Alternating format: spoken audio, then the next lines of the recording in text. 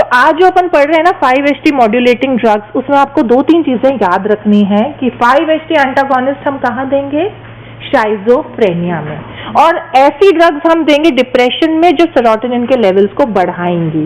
They are called selective serotonin reuptake inhibitors, SSRIs, जो अपन depression में सुनेंगे, क्योंकि ये हैप्पी कराती हैं हमको। तो हैप्पी करना होता है, क्योंकि डिप्रेशन में पेशेंट बिल्कुल लगता है उसको वर्थलेसनेस है, गिल्ट है कि मेरे को कोई प्यार नहीं करता, I am not at all required in this world, I am of no use, मैं अच्छा कर नहीं पा रहा हूँ, मेरी शक्ल, एवरीथिंग। तो हैप्पी करना है उसको, इसीलिए वहां SSRIs। तो 2-3 चीजें आपको याद होनी चाहिए। These are the learning objectives for today's session, ये तुमको पता ही है ना। How is serotonin synthesized? It is synthesized from tryptophan. क्या होता है ट्रिप्टोफैन? अमीनो एसिड होता है। कहाँ सुना है हमने इससे पहले? कुछ बनाता है ये बायोकेमिस्ट्री में तो सुना है, पर क्या बनाता है ये? ओके, और क्या बनाता है? और क्या बनाता है? बहुत सारी चीजें बनाता है और थायराइड ट्रिप्टोफैन, ये ट्रिप्टोफैन है। ये नाइसिन भी बनाता है, विटामिन B5 है ना, नाइसिन भी इसी से बनता है। तो ट्रिप्टोफैन पे TPH, ट्रिप्टोफैन हाइड्रोक्सिलेज एंजाइम काम करता है, जिससे 5-हाइड्रोक्सी ट्रिप्टोफैन बनता है। फाइनली उस पर डीकार्बोक्सिलेज एंजाइम काम करता है, जिससे 5-हाइड्रोक्सी ट्रिप्टामीन बनता है। ये जो पहले वाला है ना बीच में, इट इज 5-हाइड्रोक्सी ट्रिप्टोफैन। तो 5-हाइड्रोक्सी ट्रिप्टामीन बनता है डीकार्बोक्सिलेशन से। पहले हाइड्रोक्सिलेशन होता है, उसके बाद डीकार्बोक्सिलेशन होता है। तो tryptophan is the major substrate for formation of serotonin in the body. Serotonin, इसको 5-हाइड्रोक्सी ट्रिप्टामीन भी बोलते हैं। It is a monoamine neurotransmitter. Neurotransmitter क्या होता है? हम किसी केमिकल को न्यूरोट्रांसमीटर कैसे बोलेंगे? अच्छा, पहले नाम बताओ कुछ न्यूरोट्रांसमीटर। और क्या प्रॉपर्टीज होनी चाहिए न्यूरोट्रांसमीटर की? सबसे पहला कि उसको प्री साइनेप्टिक नर्व एंडिंग में होना चाहिए, it should be present there. Secondly, जब एक्शन पोटेंशियल आए इट शुड बी रिलीज। ऐसा नहीं कि एक्शन पोटेंशियल तो चला गया आगे, वो आधे घंटे बाद में रिलीज हो रहा है। वो उसका टाइमिंग तभी होना चाहिए, उसके स्टोर्स होने चाहिए और वो तभी रिलीज होना चाहिए। थर्ड, अब वो रिलीज हो गया तो कोई रिसेप्टर तो होने चाहिए ना पोस्ट साइनेप्टिकली, वो क्या करे रिलीज होके। तो there should be receptors on the post synaptic nerve ending for it to act. वो रिसेप्टर पे बाइंड होगा तभी एक्शन आएगा। हम शुरू में कर चुके हैं एगोनिस्ट एंटागोनिस्ट। अब हो गया एक्शन, और कुछ चाहिए? होता रहा एक्शन, मसल कॉन्ट्रैक्ट कर रही, खत्म ही नहीं हो। There should be a mechanism for either its reuptake into the presynaptic nerve ending और इट्स मेटाबॉलिज्म, डिग्रेडेशन। ऐसा केमिकल अगर है कोई, अगर ये सारी प्रॉपर्टीज कोई फुलफिल कर रहा है तो उसको न्यूरोट्रांसमीटर बोलते हैं, वरना नहीं बोलते। ऑलराइट, तो ये मोनोअमीन न्यूरोट्रांसमीटर है। मेजॉरिटी ऑफ सेरोटोनिन जो है वो 90% से ज्यादा GIT में है, इन द एंटेरोक्रोमैफिन सेल्स। पर हम जब प्रैक्टिकली यूज करते हैं ना, क्लिनिकली 90% से ज्यादा अपन इसको यूज करते हैं in disorders of central nervous system. अभी अभी हमने सुना डिप्रेशन, शाइजोफ्रेनिया, एंजाइटी भी सुनोगे तुम आगे। GIT में यूज होता है, पर जितना ये असर करता है ना 90% से ज्यादा, और CNS और प्लेटलेट्स में बहुत कम है। पर ये मेजॉरिटी जो है इसके यूजेस जो होंगे ना, वो तुमको सारे के सारे CNS में मिलेंगे। ठीक है, ये अपन आगे भी डिस्कस करेंगे। इस डायग्राम को कुछ समझा सकता है? रुको, शेप तुम बताओ, समझाओ इस डायग्राम को। आई थिंक ये सेल्फ एक्सप्लेनेटरी है, अगर तुमने पहले पढ़ा हुआ है तो। खड़े हो, खड़े हो। क्या है ये? उसके बाद में प्रोटीन को एक्टिवेट करेगा,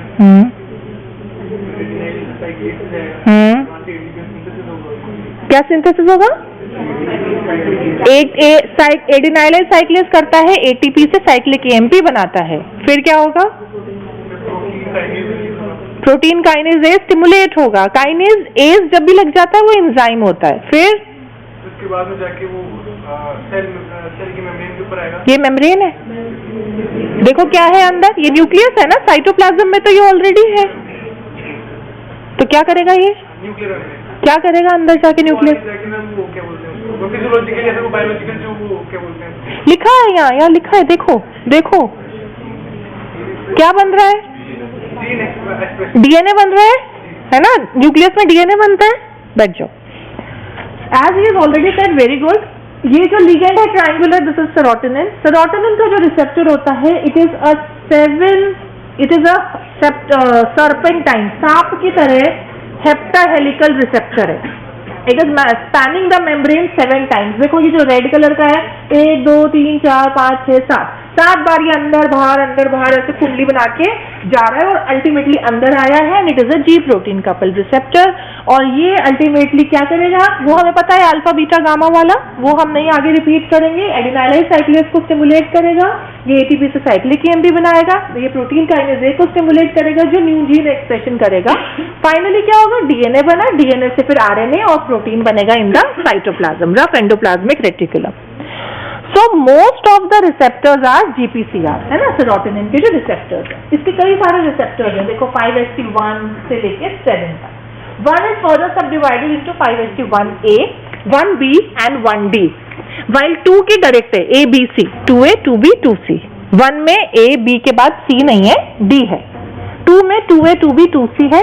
Then 3, 4, 5, 6, 7, ये 7 अलग अलग रिसेप्टर्स हैं जिसमें से 1 और 2 they are further subdivided. Most of the serotonin receptors are GPCR except for 5HT1 and 5HT3. Sorry, 5HT3 के अलावा सारे के सारे GPCR हैं।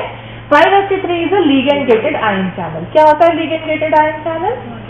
कि जैसे सेरोटोनिन आके अटैच होएगा, उस रिसेप्टर में ही आयन चैनल होएगा। तो क्या क्या अंदर जाएगा, क्या बाहर जाएगा, कौन आयन, सोडियम अंदर आएगा, पोटेशियम बाहर जाएगा। Okay, so only 3 is a ligand gated ion channel. All are excitatory except for 5HT1 and 5HT5. सारे excitatory, सारे के सारे स्टिमुलेट करते हैं एक्सेप्ट फॉर 5HT1 and 5, ये इनिबिटरी हैं, ये साइक्लिक एएमपी के लेवल्स को कम करता है।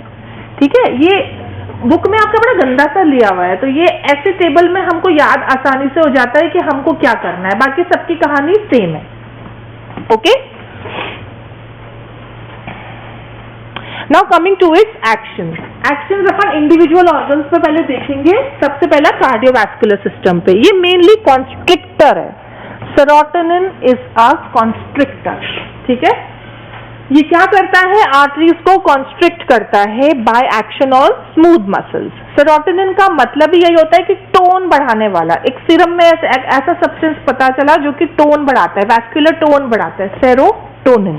सीरम में एक ऐसा सब्सटेंस जो टोन बढ़ाता है। तो ये कैसे करता है, फर्स्टली थ्रू ईडीआरएफ रिलीज। ईडीआरएफ का मतलब जानते हैं क्या होता है, ये केमिकली हाँ, एंडोथेलियम डिराइव्ड, एंडोथेलियम से निकलता है। होता क्या है ये कौन सा केमिकल होता है, एनो। एनो का फुल फॉर्म नाइट्रिक बोलना है, नाइट्रस मत बोलना। नाइट्रस ऑक्साइड एक जनरल एनेस्थेटिक है जो अपन आगे पढ़ेंगे, इट इज नाइट्रिक ऑक्साइड। तो ये आर्टरीज को कॉन्स्ट्रिक्ट करता है। इंटैक्ट एनिमल्स में ये बिजोल जारिश रिफ्लेक्स करता है। बिजोल जारिश रिफ्लेक्स में 3 कंपोनेंट्स होते हैं, ब्रैडिकार्डिया, हाइपोटेंशन एंड एपनिया। ठीक है, बट इसको हम एज सच इस यूज के लिए हम इसे कहीं, इस एक्शन के लिए हम कहीं यूज नहीं करते हैं। सेकेंड, बीपी पे इसका ट्राइफेजिक रिस्पॉन्स होता है, यानी 3 फेजेस होते हैं। पहले फॉल होता है ड्यू टू कोरोनरी कीमोरिफ्लेक्स, जो ब्रैडिकार्डिया और हाइपोटेंशन हुआ। उसके बाद brief rise due to vasoconstriction and increase in cardiac output. Finally prolonged fall due to arteriolar vasodilatation and extravasation of fluid. Triphasic response होता है in blood pressure by serotonin, fall rise fall, fall rise fall. Smooth muscles में ये सारी smooth muscles की motility बढ़ाता है सबकी। तो क्या ऐसा एस्थमेटिक्स में दोगे, ब्रोंको कॉन्स्ट्रिक्शन कराएगा? नहीं देंगे, तो एस्थमेटिक्स में इसको नहीं देना है। जीआईटी में भी ये पेरिस्टाल्सिस करेगा, बढ़ाएगा, और पेरिस्टाल्सिस बढ़ने से क्या होगा, डायरिया हो सकता है, सिक्रीशंस भी ये बढ़ाएगा। पर ये सिक्रीशंस बढ़ाना ये नहीं कारण है कि क्योंकि शायद म्यूकस और बाइकार्बोनेट भी बढ़ाता हो तो ये पेप्टिक अल्सर में यूज होता है, नहीं, ऐसा नहीं है। बस हमें इतना ध्यान रखना है कि ये सिक्रीशंस बढ़ाता है, पेरिस्टाल्सिस बढ़ाता है। ग्लैंड्स में इट इनहिबिट्स गैस्ट्रिक सिक्रीशन और इसीलिए इसकी अल्सर प्रोटेक्टिव प्रॉपर्टी होती है, क्योंकि HCl सिक्रीशन कम कर देता है, म्यूकस प्रोडक्शन बढ़ाता है। पर हम इसे इतना रिलायबल वो नहीं है ड्रग ये, क्योंकि हमारे पास बेटर ऑप्शंस अवेलेबल हैं। हमें बस इसका याद रखना है। आपको अगेन ध्यान होना चाहिए, आपको लिखने का आंसर, अब शायद एग्जाम दिया है और पुराने पेपर्स अगर आप देखे हो, mainly concentrate on the classification, mainly concentrate on the learning objectives. जो आपके शुरुआत में आपको उसी पे कॉन्सेंट्रेट करना है। आपको क्लासिफिकेशन आना चाहिए, मैकेनिज्म ऑफ एक्शन आना चाहिए, रिसेप्टर्स के नाम आने चाहिए, therapeutic uses, adverse effects and Contra indication. ये आपके अंडरस्टैंडिंग के लिए होते हैं कि एक्शंस क्या है, कि अगर हम बोल रहे हैं कि ये पेप्टिक अल्सर में यूज हो रहा है तो कैसे हो रहा है, ये हमें पता होना चाहिए। ऐसे एज सच आपके क्वेश्चन नहीं आएगा कि इसके एक्शंस बताओ, usually doesn't come. All right? Then nerve endings and adrenal medulla में ये tingling and pricking sensation करता है, पेन करा सकता है। Respiration में again not significant. Platelets में it is a weak aggregator. Platelet aggregator होता है। CNS में ऐसा कुछ खास इफेक्ट नहीं होता। So what are the pathophysiological roles of serotonin? Number one, neurotransmitter. As a neurotransmitter, it is involved in sleep, in temperature regulation, in thought, in cognitive function, in behavior and mood. इसका जब भी imbalance होएगा तो affective disorders होंगे, schizophrenia होएगा, okay? Vomiting होएगी और pain perception भी change होएगा। तो जब भी इसका imbalance होएगा, affective disorders and schizophrenia होंगे, ये याद रखना है, क्योंकि CNS में इसका मैक्सिमम यूज हो रहा है, इसीलिए इसके एगोनिस्ट और एंटागोनिस्ट का। It is a precursor of melatonin. Melatonin क्या होता है? स्लीप साइकिल है ना, वो नहीं फेयर एंड लवली वाला मेलेनिन है, ठीक है, वो नहीं। मेलेटोनिन इज जो बायोलॉजिकल क्लॉक, डायर्नल रिदम हमारी, अगर हम संडे भी है तो भी हमारी नींद एक बार खुल जाती है, अगर हम 7 बजे उठते हैं या 6 बजे उठते हैं तो भले हम वापस सो जाएंगे कि अरे ऐसा छुट्टी है, बट बायोलॉजिकल क्लॉक है, इस वक्त भूख लगेगी, इस वक्त उठना है, इस वक्त खाना खाना है, all that. It has also neuro endocrine functions. कैसे? जो हाइपोथैलेमस के न्यूरॉन्स एंटीरियर पिट्यूटरी में आते हैं उसमें से कुछ जो होते हैं वो सेरोटोनर्जिक होते हैं, तो इसीलिए न्यूरो एंडोक्राइन, क्योंकि वो नर्व एंडिंग भी आती है ना हाइपोथैलेमस से एंटीरियर पिट्यूटरी में, तो न्यूरो एंडोक्राइन फंक्शन, वो रिलीजिंग हार्मोन्स रिलीज करता है और फिर वो stimulating hormones anterior pituitary release करता है ऑन द टारगेट ऑर्गन, तो इसका न्यूरो एंडोक्राइन फंक्शन भी है। न्यूरोट्रांसमीटर है, मेलेटोनिन बनाता है, न्यूरो एंडोक्राइन फंक्शन है। So when your brain releases one of these chemicals, you feel happy or you feel good. इसको कैसे याद रखेंगे? डोज से। अपन डोज कहते हैं ना, डोज कितनी है? Dose. D for dopamine, O से ऑक्सीटोसिन, S से सेरोटोनिन, E से एंडोर्फिन। डोपामीन पढ़ा है पहले तुमने? डोपामीन कहाँ पढ़ा है? पार्किंसंस में कमी होती है ना, डल हो जाता है, वो चल नहीं पाता, धीरे धीरे यूं करके चलता है, मास्क जैसा फेस हो जाता है। तो डोपामीन की एक्सेस में वो शाइजोफ्रेनिया, उसमें भी होता है, शाइजोफ्रेनिया में भी डोपामीन के एंटागोनिस्ट देंगे और सेरोटोनिन के भी देंगे। ऑक्सीटोसिन हम पहले सुन चुके हैं मुन्ना भाई में, जादू की झप्पी, कडलिंग हार्मोन है। जब भी हम हग करते हैं, हमें कोई हग करता है हमें अच्छा लगता है, because oxytocin is release. Mother और बेबी का जो बॉन्ड होता है वो भी इसीलिए होता है, और वो मदर से लाइफ लॉन्ग रहता है अटैचमेंट चाइल्ड का, चाहे वो कितना भी बड़ा हो जाए, ऑक्सीटोसिन। सेरोटोनिन हम यहाँ पढ़ ही रहे हैं, और एंडोर्फिन्स होते हैं जो अपने ब्रेन से एंडोजेनस पेप्टाइड्स निकलते हैं। आप लोग कभी कुछ करते हो physical exercise, running and all? कोई करता है? कोई भी नहीं करता? अरे तुम ऐसे ही करते हो? करते हैं ना, कई बार कुछ होता है कि वैसे तो उठा नहीं जाता सवेरे, है ना, अलार्म नहीं लगाया जाता, लग भी गया तो स्नूज हो जाता है। अगर हम भागने लगे बाई चांस कि चलो आज तो जाएंगे, जूते पहन के सब निकाले हुए हमने कपड़े, तो हम जब शुरू में तो बड़ा दर्द होता है, अरे भागा नहीं जा रहा, थक रहे हैं, क्या हो गया, यहाँ दर्द हो रहा है, इधर दर्द हो रहा है, but if you keep on that pace, suddenly तुम्हें लगता है अरे वाह अब तो मैं और चलना है और भागना है, because then endorphin starts releasing from your body and you feel that stress is relieving, stress buster है और वो बहुत अच्छा लगता है। So endogenous peptides हैं ये हमारे।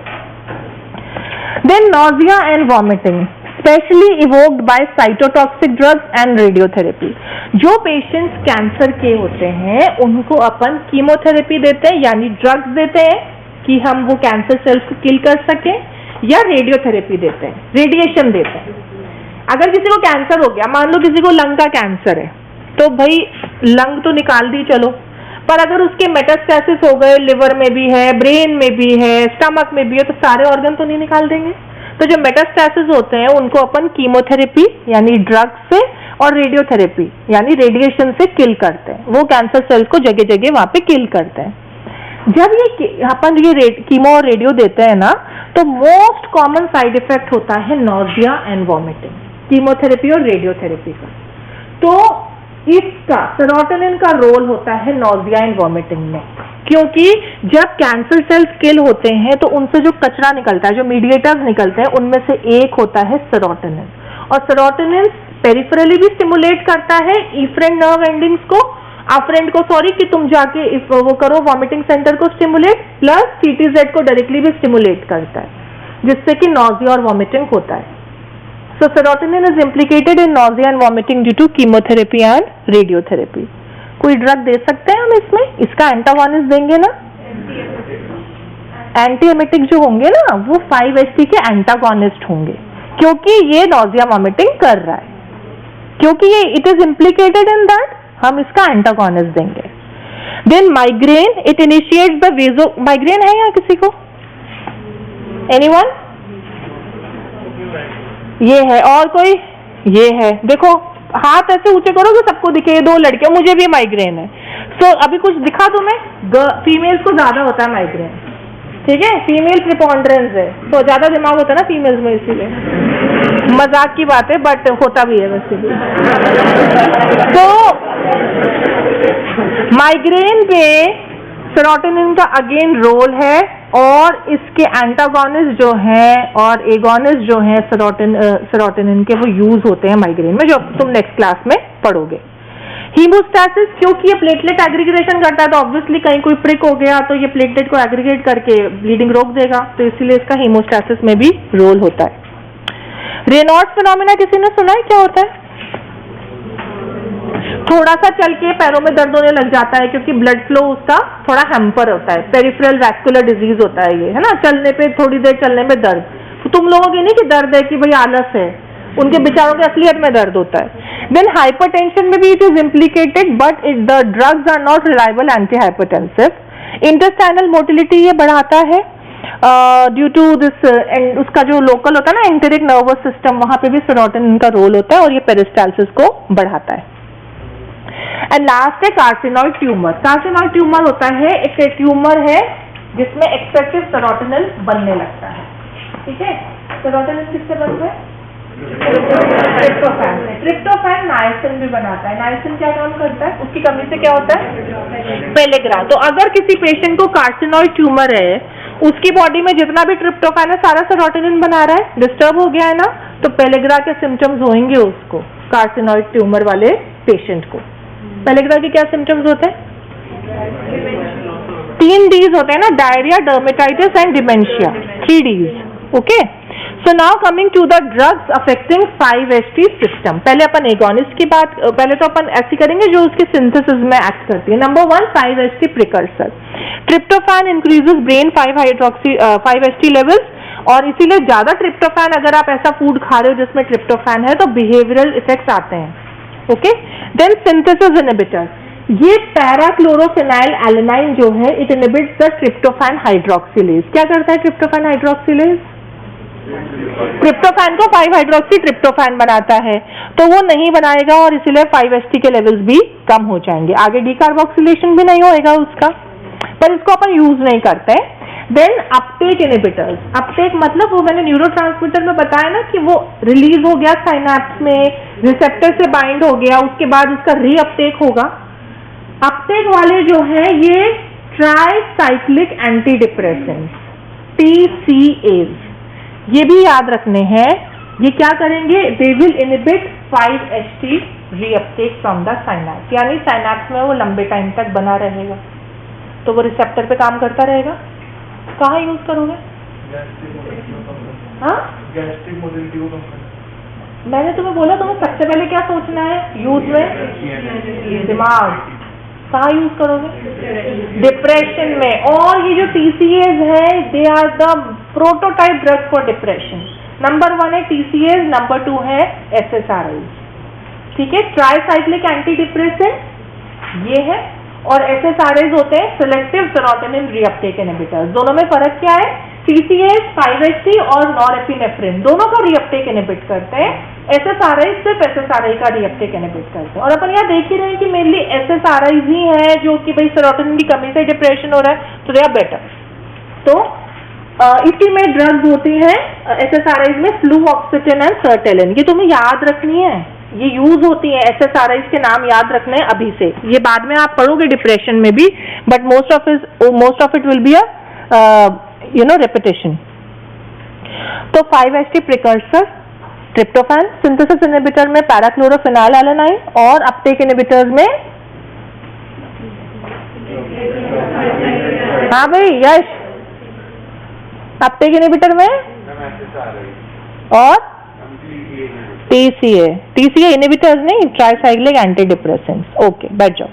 Then coming to storage inhibitors, storage inhibitor में रेसरपीन, रेसरपीन का नाम सुना है पहले, कहाँ सुना है, अरे बॉटनी में तो पढ़ा था हमने, रॉल्फिया सर्पेंटिना, सर्पगंधा, अभी कहाँ पढ़ा है, फर्स्ट ईयर में पढ़ा तो है। एक तो क्या है तुम लोग बोल देते हो, पढ़ा ही नहीं मैम फर्स्ट ईयर में, टीचर ही ऐसे तो पढ़ाते ही नहीं थे, सेकेंड ईयर से जाके हमारा मुंह काला करोगे वापस थर्ड ईयर में, कुछ नहीं पढ़ाया, आते ही नहीं, टीचर नहीं आते थे। कहाँ पढ़ा है रेसरपीन? रेसरपीन जो है ये पहले यूज होता था पुराने जमाने में as a very good anti hypertensive, क्योंकि रेसरपीन क्या है, इट इज अ सिम्पैथोलाइटिक, इस सिंपैथेटिक सिस्टम को कम करता है। तो सिंपैथेटिक सिस्टम बीपी बढ़ाता है, तो ये बीपी कम करेगा, तो ये एंटी हाइपरटेंसिव की तरह यूज होता था। पर जब इसे रेसरपीन को देते थे ना, इससे पेशेंट में सुसाइडल टेंडेंसीज बढ़ गई, क्योंकि पेशेंट को डिप्रेशन होने लग गया। डिप्रेशन से ही सुसाइड होता है ना अल्टीमेटली, ज्यादा डिप्रेशन बढ़ गया तो एक दिन जाके कूद जाएगा कहीं से, या जो भी करना करेगा। तो रेसरपीन इज नाउ ऑब्सोलीट, अब यूज नहीं होता है, पर ये स्टोरेज इनहिबिटर है। ये क्या करता है, it will inhibit the storage of 5-HT, जो वहाँ पे प्री साइनेप्टिक नर्व एंडिंग में स्टोरेज ग्रैन्यूल्स है वहाँ पे उसको स्टोर नहीं होने देगा और उसका डिप्लीशन करा देगा, स्टोरेज इनहिबिटर। फेनफ्लुरामीन इसी का ही एक और कंजीनर है, उसकी एनोरेक्टिक प्रॉपर्टी होती है। एनोरेक्टिक का मतलब बताएगा मुझे ये ग्रीन शर्ट, सेकंड इधर से सेकंड बताओ क्या होता है, एनोरेक्सिया क्या होता है ये बताओ। तो एनोरेक्टिक प्रॉपर्टी मतलब भूख नहीं लगेगी, ऐसा कब खाएंगे, ऐसा कब चाहिए हमको, ओबेसिटी में तो, पर ओबेसिटी वाला तो खाता नहीं है ऐसी, उसको खाना खाना है। फिजूल में लड़कियां खा लेती हैं पतली पतली की, मुझे और पतला होना है, मुझे 0 फिगर चाहिए, तो वो खाती हैं। तो इसीलिए अब ये ड्रग ऑफ अब्यूज टाइप है, इसको हम यूजुअली प्रिस्क्राइब नहीं करते हैं, ठीक है, फेनफ्लुरामीन, बैठ जाओ। देन डिग्रेडेशन इनहिबिटर्स, डिग्रेड होता है ये माओ से, माओ मतलब मोनोअमीन ऑक्सीडेज है ना। तो मोनोअमीन ऑक्सीडेज के 2 टाइप्स होते हैं, एक होता है नॉन सेलेक्टिव और एक होता है सिलेक्टिव। नॉन सिलेक्टिव होता है प्रोनिल साइप्रोमीन, और सिलेक्टिव तुमने पढ़ा है माओ ए और माओ बी, नहीं पढ़ा, माओ ए और माओ बी भी आगे पढ़ोगे, वो आगे पढ़ लेना, छोड़ दो तुम अभी। माओ इनहिबिटर्स में सिलेक्टिव में क्लोर्जिलिन भी है, ये सिलेक्टिवली 5-HT का डिग्रेडेशन इनहिबिट करता है, तो 5-HT लंबे टाइम तक बना रहेगा। देन 5,6 डाइहाइड्रोक्सीट्रिप्टामाइन जो है वो 5-HT के न्यूरॉन्स को ही डिग्रेड कर देता है। Again most of them are experimental tools, they are not used clinically. ये जो अभी अपन ने 2 स्लाइड में पढ़ा है ये मेजरली एक्सपेरिमेंटली एनिमल्स में यूज होते हैं, ठीक है, ये अपना ह्यूमंस में इनका ज्यादा यूज नहीं है। Now coming to 5-HT agonist, agonist का क्या मतलब होता है प्रणित,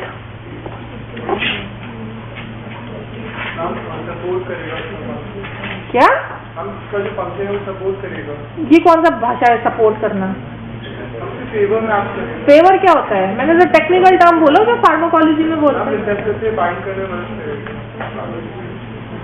टर्म बोलो, चुप रहो तुम, चुप, चुप चुप, फिंगर ऑन योर लिप, बोलो। तुम बताओ, पास वाली लड़की व्हाइट टॉप कॉर्नर में, एगोनिस्ट क्या होता है? अरे वो उसी की रो में। हाँ,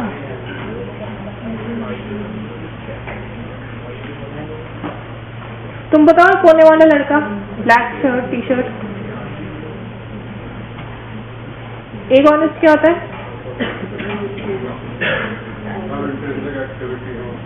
को बढ़ाता है। और तुम बताओ, ये जो आगे बैठ गया लड़का, बिठाए गए,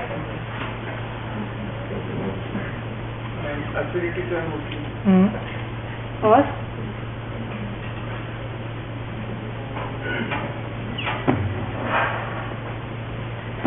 तुम बताओ Gopal.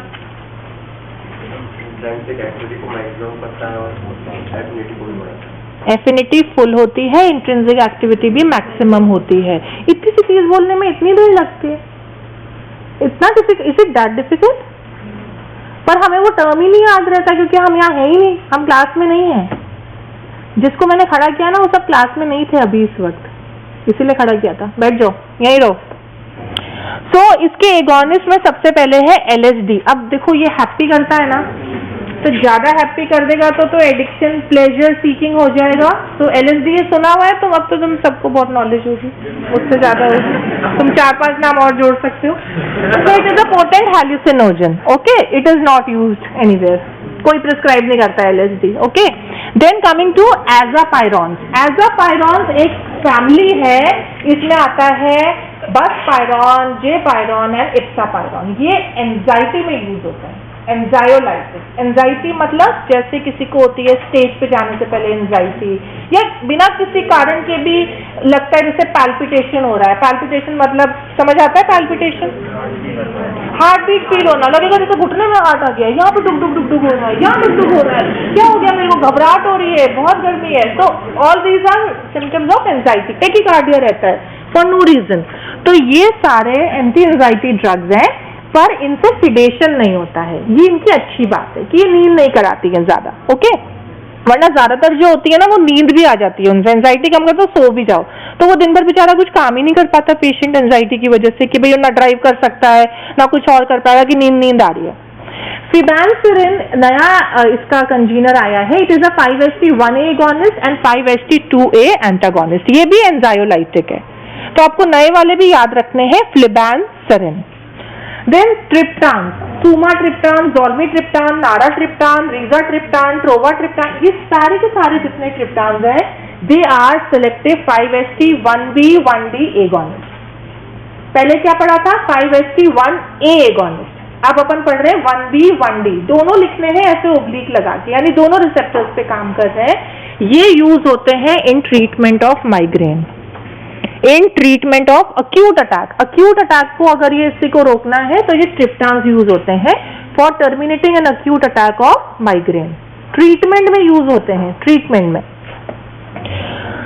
Then lorcaserin, it is a 5-HT2C agonist and it is indicated in obesity, क्योंकि anorectic properties है तो ये obesity में यूज होता है।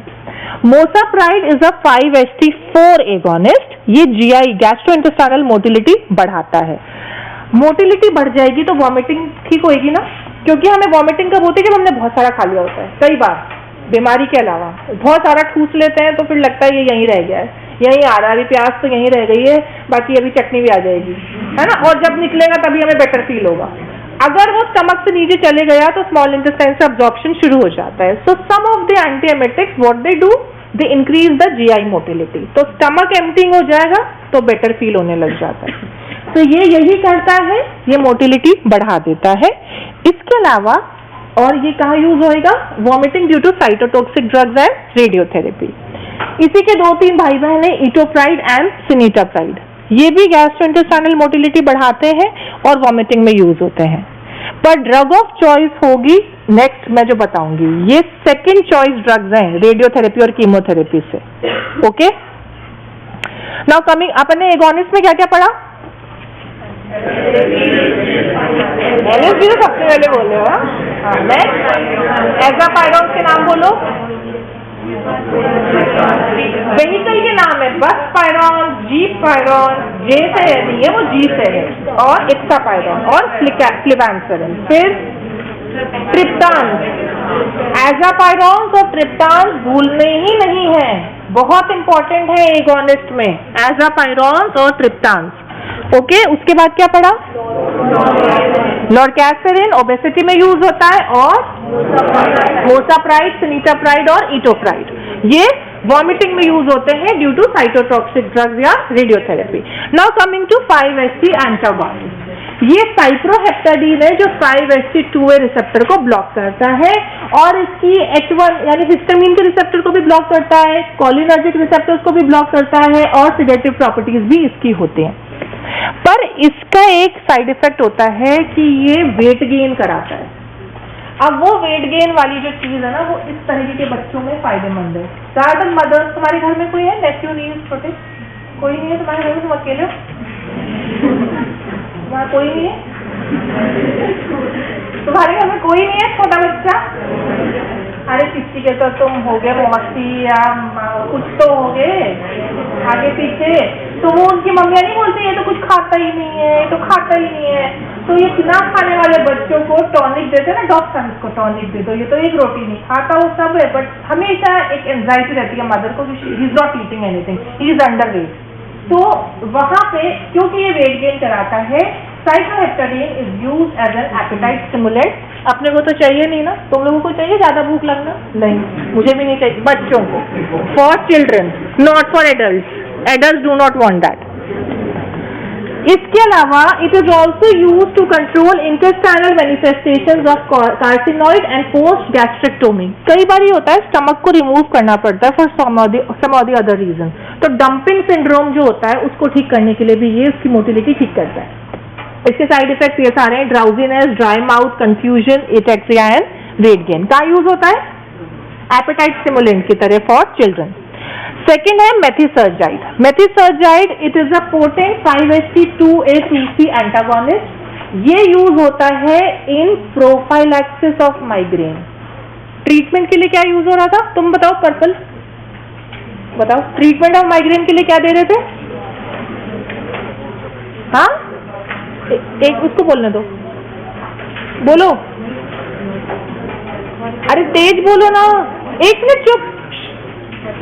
आगे बैठने का मतलब ये नहीं कि नॉन स्टॉप बोलोगे मास्क लगा के, बोलो। सुमाट्रिप्टान कौन सा रिसेप्टर पे काम करता है? 1B 1D। तो जो एगोनिस्ट है वो यूज हो रहा है इन ट्रीटमेंट, जो एंटागोनिस्ट है it is used in prevention, okay, in prophylaxis of migraine. बैठ जाओ। पर इसका एक लिमिटेशन है कि जब इसको लॉन्ग टर्म यूज करते हैं ना, तो ये रिट्रोपेरिटोनियल फाइब्रोसिस करा देता है, सब एंडोकार्डियल फाइब्रोसिस, प्लूरल फाइब्रोसिस, तो इसीलिए इसको अपन यूज नहीं करते हैं। प्रोफाइलैक्सिस के लिए इसे यूज नहीं करते हैं। प्रोफाइलैक्सिस के लिए आप पढ़ेंगे बीटा ब्लॉकर्स दिए जाते हैं, आज की तारीख में भी बीटा ब्लॉकर ही देते हैं। Then ketanserin, it is a selective 5-HT2 antagonist, more specific for 5-HT2A. इसके अलावा ये और रिसेप्टर से भी काम करता है, अल्फा 1 जो एड्रिनर्जिक होता है, H1 जो हिस्टामिन का रिसेप्टर होता है, और डोपामिनर्जिक ब्लॉकिंग एक्टिविटी। ये एंटी हाइपरटेंसिव है, but it is not a reliable anti hypertensive. जब अपन एंटी हाइपरटेंसिव पढ़ेंगे तो अपन इसको नहीं पढ़ेंगे, क्योंकि ये इतना इसके, आप किसी ड्रग को कैसे बोलोगे कि कोई अच्छी है इस बीमारी के लिए, जब उसका थेरेपेटिक इफेक्ट अच्छा हो और उसके एडवर्स इफेक्ट टॉलरेबल हो। अगर उसका थेरेपेटिक इफेक्ट डाउटफुल है या एडवर्स इफेक्ट इतने ज्यादा है तो अपन उसे नहीं कहते, तो इसलिए एक्शन है but it is not used, okay. Then clozapine and risperidone, ये सारे दोनों जो है 5-HT2A2C एंटागोनिस्ट होते हैं, और ये यूज होते हैं शाइजोफ्रेनिया में। शाइजोफ्रेनिया में यूज होते हैं 5-HT2A2C एंटागोनिस्ट। इनका नाम आपको नहीं भूलना है, ये एटिपिकल एंटीसाइकोटिक्स होते हैं। जो साइकोसिस होती है ना बीमारी, I just tell you in broad, क्योंकि मैंने एटिपिकल वर्ड बोला है और तुम्हें ये याद रखना है। उसमें डोपामीन की भी एक्सेस होती है और 5-HT की भी एक्सेस होती है, ओके। डोपामीन की कमी से पार्किंसोनिज्म है, डल हो गया, एक्सेस में शाइजोफ्रेनिया। तो जो टिपिकल एंटीसाइकोटिक्स होते हैं वो डोपामीन को ब्लॉक करते हैं, पर डोपामीन को ब्लॉक करने से उसको और भी बहुत सारे प्रॉब्लम हो सकती है ना, जैसे कि पार्किंसनिज्म ही हो जाएगा उसको, क्योंकि वो ड्रग इतनी सेलेक्टिव तो है नहीं कि वो सिर्फ सेरेब्रल कॉर्टेक्स में जाके या उसी जगह जाके ब्लॉक करे, ब्रेन में सब जगह करेगी। तो सेकेंड जनरेशन आए, क्योंकि 5-HT का भी इसमें रोल है, तो 5-HT ब्लॉकर्स जो होते हैं वो सेकेंड जनरेशन है, जिन्हें एटिपिकल एंटीसाइकोटिक बोलते हैं, और इसमें आते हैं क्लोजापिन, रिस्पेरिडोन। ये 5-HT 2A 2C एंटागोनिस्ट होते हैं। 2A 2C antagonist atypical antipsychotics होते हैं, मेनली रेजिस्टेंट शाइजोफ्रेनिया में यूज होते हैं। जब टिपिकल से इफेक्ट नहीं आ रहा है तब अपन एटिपिकल देते हैं। Then 6th is ondansetron. तुमने एमसेट का नाम सुना है? वॉमिकाइंड, एमसेट खाइए कभी गोली, उसमें ऑन्डेनसेट्रॉन होता है। कब खाइए? जब वॉमिटिंग हुई होगी। ये 5-HT3 एंटागोनिस्ट है। मेनली ये डेवलप हुए थे for chemotherapy and radiotherapy induced vomiting, पर आज की तारीख में अपन इसे हर तरह की वॉमिटिंग में दे देते हैं, है ना। और भी तरह की अगर है कि गोलगप्पा खाने से हो गई तो भी हम वॉमिटिंग के कई सारे रीजंस होते हैं, तो डिपेंडिंग ऑन दैट अब और भी जगह से यूज, पोस्ट ऑपरेटिवली भी हम इसे यूज कर लेते हैं कि जीए वगैरह देने से जो वॉमिटिंग हुई उसमें भी हम देते हैं ऑन्डेनसेट्रॉन। इसी का कंजीनर है ग्रेनिसेट्रॉन एंड ट्रोपिसेट्रॉन।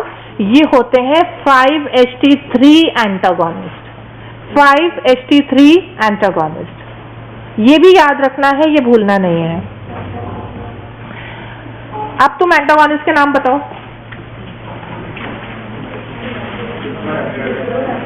साइक्लोहेक्टेरिन का यूज होता है, कौन सा रिसेप्टर पे काम करता है? 2A। उसके बाद क्या पढ़ा? प्रोफाइल एक्सेस ऑफ माइग्रेन, कौन सा रिसेप्टर? उसके बाद कीटांसरिन कहाँ यूज होता है? एंटी हाइपरटेंसिव की तरह यूज होता है। कौन सा रिसेप्टर है? ओके। देन नेक्स्ट क्लोजापिन, रिस्पेरिडोन, दोनों ही है। कौन सा रिसेप्टर? कहाँ पे यूज होता है? Atypical antipsychotics.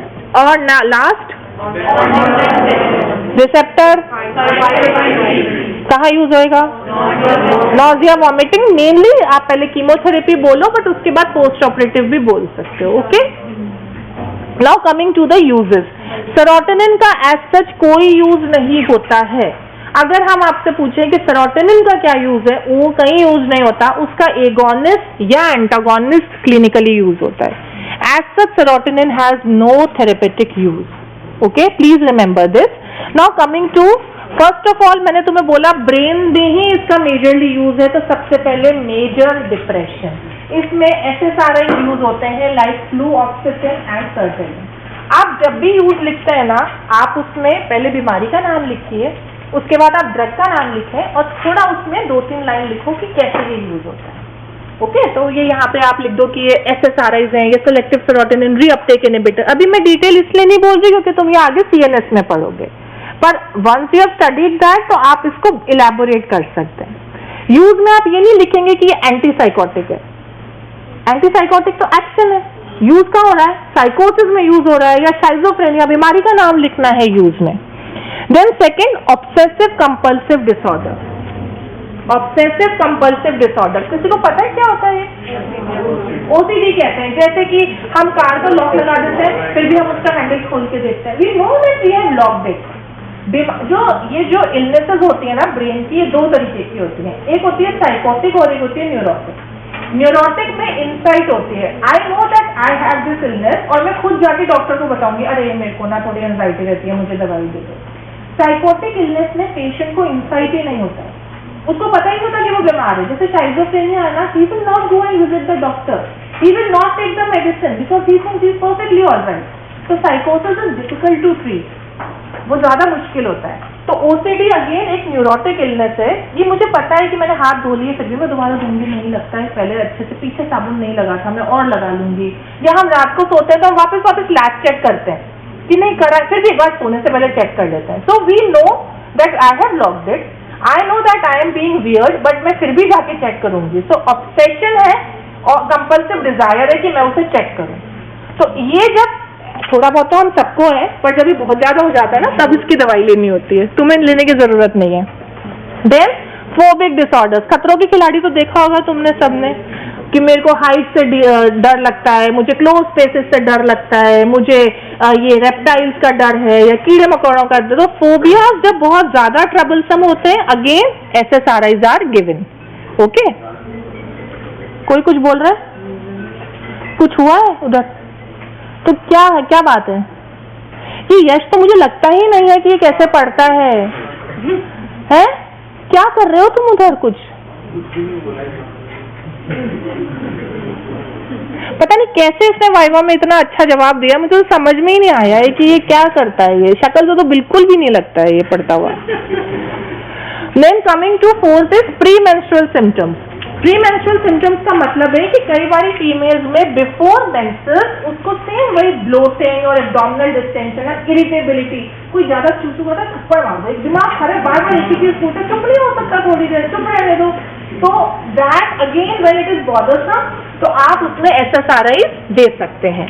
Okay, pre menstrual symptoms. Then somato, क्या प्रॉब्लम है उधर? क्या हुआ यहाँ? Release inhibitor. रिलीज इनहिबिटर नहीं है, सेलेक्टिव सेरोटोनिन रीअपटेक इनहिबिटर है. मास्क लगाने से पता चलता है कि कौन बोल रहा है, सब पता चलता है. इसका क्या मतलब होता है हाइपोकॉन्ड्रियासिस का? एनीबडी? जैसे अभी तुम पढ़ रहे होगे, या अभी तो तुम पढ़ते ही नहीं हो खैर, पर जब तुम पढ़ोगे तो जो अपन पढ़ेंगे ना मेडिसिन की किताब, तुम्हें पढ़नी चाहिए अभी से, बट तुम नहीं पढ़ते हो. हैरिसन अगर पढ़ोगे तो तुम्हें लगेगा इसके ये होता है, यार ये तो मुझे भी कभी कभी होता है, मुझे तो ये नहीं बीमारी कहीं है, या हेडेक होएगा तो मुझे ब्रेन ट्यूमर तो नहीं हो गया है. Excessive you know fear of something dreadful, कि आपको जुकाम हुआ, कोविड हो गया है, अब तो मैं मर जाऊंगा, अब तो मुझे ये. तो all that is called hypochondriasis, कि आपको नॉर्मल एलिमेंट है बट आप उसे अननेसेसरीली एग्जैजरेट करके बार बार फिजिशियन के पास जा रहे हो कि नहीं आप तो दवाई लिखो. So again SSRIs are given. इसमें कई बार वो भी आते हैं, नाक वाक जितनी सर्जरी करा लेती है ना हीरोइंस, और गंदी लगने लग जाती हैं प्लास्टिक सर्जरी के बाद में, मेरी नाक ठीक नहीं है, मेरे लिप्स ठीक नहीं है, all that. Then post traumatic stress disorder, again इसमें SSRIs देते हैं. ये सब हम कहानी क्यों सुन रहे हैं? क्योंकि यहाँ सब SSRIs यूज होते हैं. What do mean by post traumatic stress disorder? PTSD.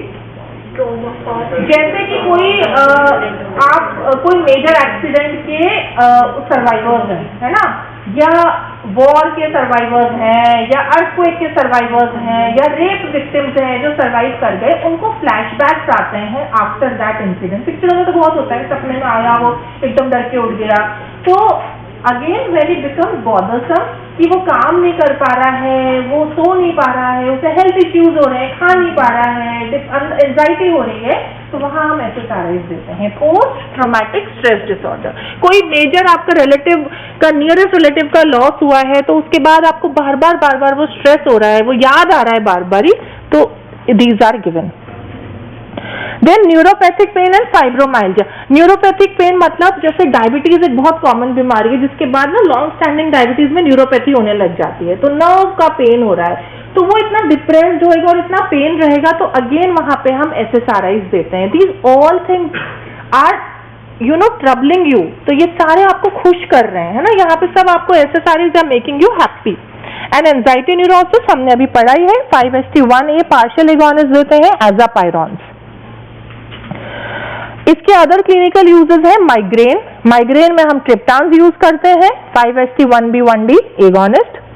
Then appetite stimulant cyproheptadine, 5-HT2A antagonist is given. Schizophrenia, clozapine, risperidone, olanzapine, बहुत सारे हैं, again they are 5-HT2A2C antagonist. Chemotherapy induced nausea and vomiting, अपन 5-HT3 antagonist देते हैं, like ऑन्डेनसेट्रॉन, ग्रानिसेट्रॉन, पैलोनोसेट्रॉन, ट्रोपीसेट्रॉन. और last है GERD, gastroesophageal reflux disease. Reflux खाने का बहुत ज्यादा होगा या वॉमिटिंग होगी, तो हम मोसाप्राइड, इटोप्राइड और सिनीटाप्राइड देते हैं. They are 5-HT4 agonist. पीछे कुछ चाहिए तुम्हें? तुम लोग तो लिखते नहीं हो ना वैसे, मैं तो इसलिए लिखना है किसी को? बोलते भी नहीं हो, मूक बधिर की तरह बैठे रहते हैं बस यहाँ पे। बोलते मैम हमें लिखना है, अपना हक का तो बोलो। पढ़ने आए हो या क्या? ऐसा लगता है तो फ्री में आ गए बस ये पढ़ने की, चल रहा है तो चलने दो, तो छूट गया तो छूट जाए, कोई बात नहीं।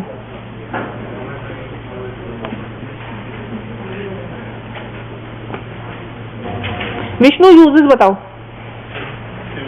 इसके अलावा, पहले वाली स्लाइड के इसके अलावा, मतलब कोई किताब थोड़ी लिखोगे तुम अपनी। किसके यूजेस? तुम्हारे यूजेस बताओ। किसके बताओगे? यहाँ सेरोटोनिन तो पढ़ रहे हैं हम, हैं? हाँ बोलो। यहाँ से इस स्लाइड से एक भी नहीं बोलना है, पिछली स्लाइड का बोलना है। हाइपोकॉन्ड्रियासिस और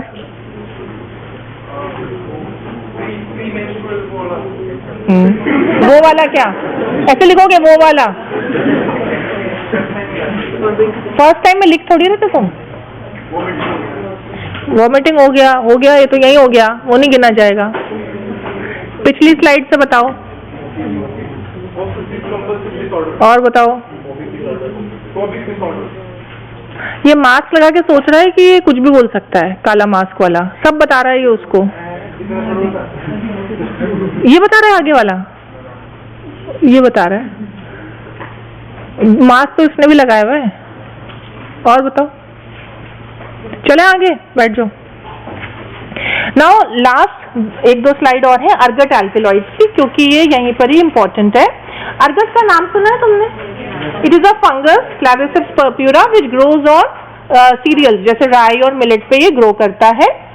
इसके दो होते हैं, नेचुरल अर्गट एल्केलॉइड्स और सिंथेटिक। नेचुरल में आता है अर्गोमेट्रिन, जिसे अर्गोनोविन भी कहते हैं, और इसी में आता है अमाइनो एसिड एल्केलॉइड जैसे अर्गोटामीन, डाइहाइड्रो अर्गोटामीन और अर्गोटॉक्सिन। ये जो अमाइनो एसिड एल्केलॉइड है ये वेसोकॉन्स्ट्रिक्टर्स होते हैं और अल्फा एड्रिनर्जिक ब्लॉकर होता है। सेमी सिंथेटिक में आता है डाइहाइड्रो अर्गोटामीन, डाइहाइड्रो अर्गोटॉक्सिन और ब्रोमोक्रिप्टिन। ब्रोमोक्रिप्टिन का नाम मत भूलना, ये डोपामीन का एगोनिस्ट होता है। ब्रोमोक्रिप्टिन डोपामीन का एगोनिस्ट होता है, सुना है तुमने कभी? अब याद रखना है, bromocriptine is a dopaminergic agonist, D2 agonist. Parkinsonism में दे सकते हैं ना, फिर तो देते हैं, ठीक है।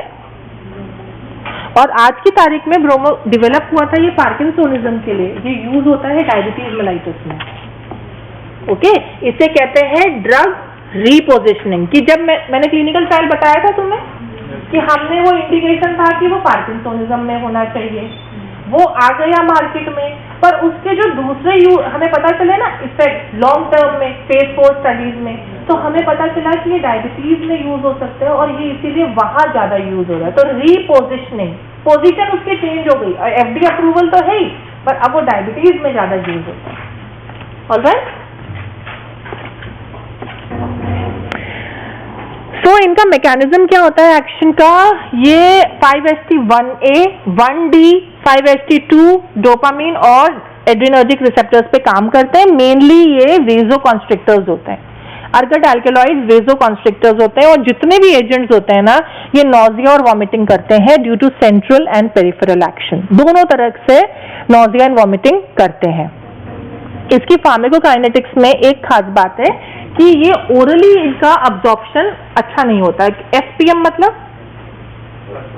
फर्स्ट पास मेटाबॉलिज्म है ना, हाई फर्स्ट पास मेटाबॉलिज्म है, तो ओरली इनको हम नहीं दे सकते हैं, और rate of absorption and peak plasma concentration बढ़ जाती है अगर हम कैफीन साथ में दें। कैफीन यानी जैसे कॉफी में जो होता है कैफीन, उससे ये बढ़ जाती है, तो इसीलिए हमें साथ में कैफीन देना चाहिए।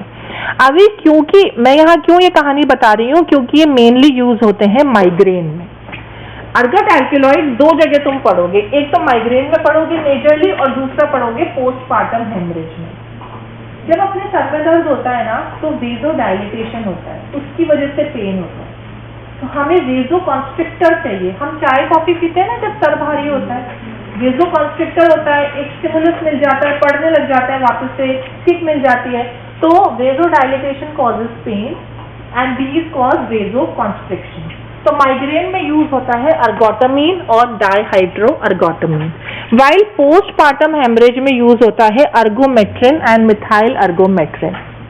पोस्टपार्टम हेमरेज का मतलब जानते हैं?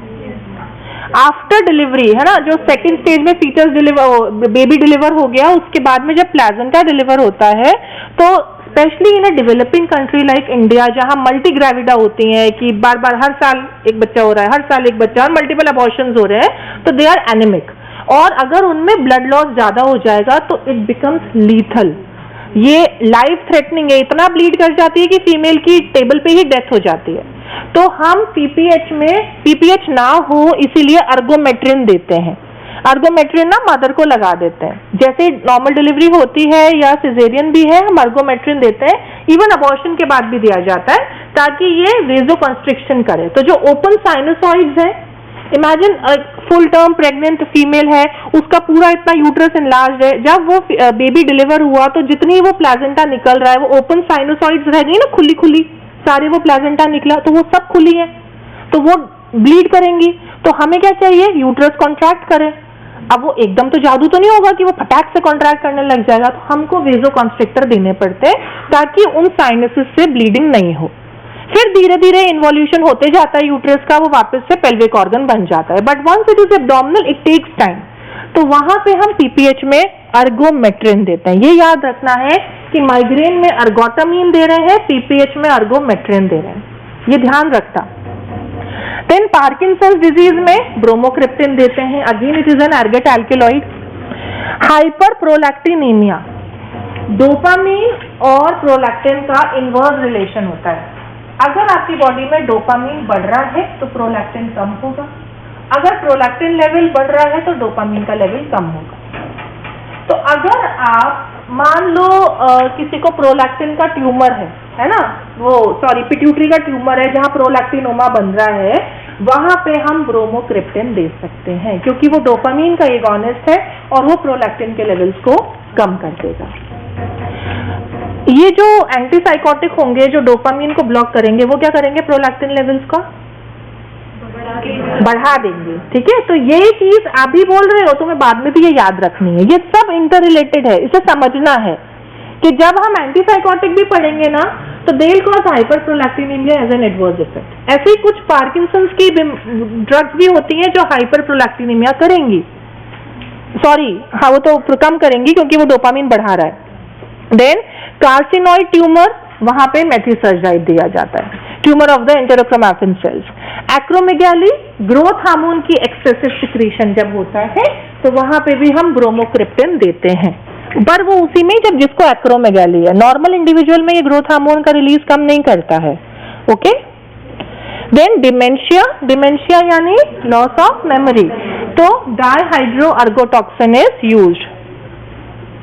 और इसके डायग्नोस्टिक यूजेस होते हैं in migraine and in variant angina, क्योंकि ये वो है ना, वेजोकंस्ट्रिक्टर है, तो ये पेन प्रेसिपिटेट करके बता देगा एंजाइना में कहाँ पे पेन हो रहा है। हाउएवर इट इज थोड़ा रिस्की है, और माइग्रेन में भी ये डायग्नोज कर देगा कि भाई यस शी हैज माइग्रेन, क्योंकि उससे इम्प्रूव हो जाएगा।